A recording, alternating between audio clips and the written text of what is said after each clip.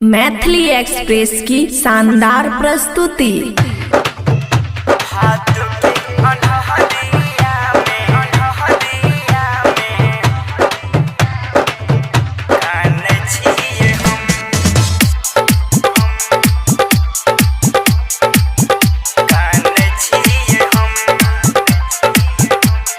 खुशी recording studio बलुआहा। भादो के अन्हरिया में काने छिए हम, भादो के अन्हरिया में काने छिए हम। याद बढ़िया बैठी, याद बढ़िया बैठी तू बेरम। भादो के अन्हरिया में काने छिए हम, भादो के अन्हरिया में काने छिए हम। डीजे सुमित सतीश रईमा, सुमित सतीश रईमा। भादो के अन्हरिया में काने छिए हम।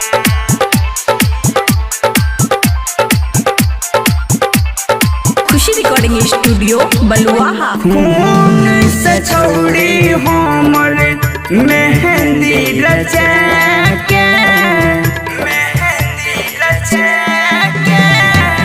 खून से छौड़ी हमर मेहंदी रचा के चली गेल सासुर हमरा भुला के।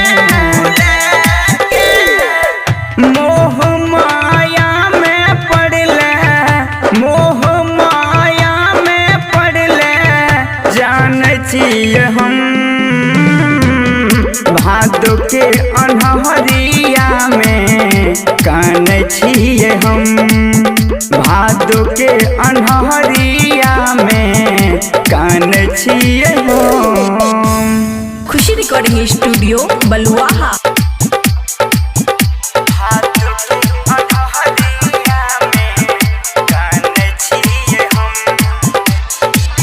सोना लगे छै हमर दिल के आंगन, दिल के आंगन। सोना लगे छै हमर दिल के आंगन। एक बेर आबि जाने हमर साजन।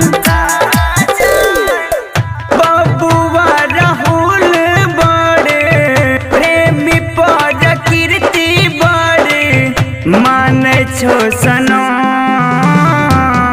भादो के अन्हरिया में काने छिए हम, भादो के अन्हरिया में काने छिए हम।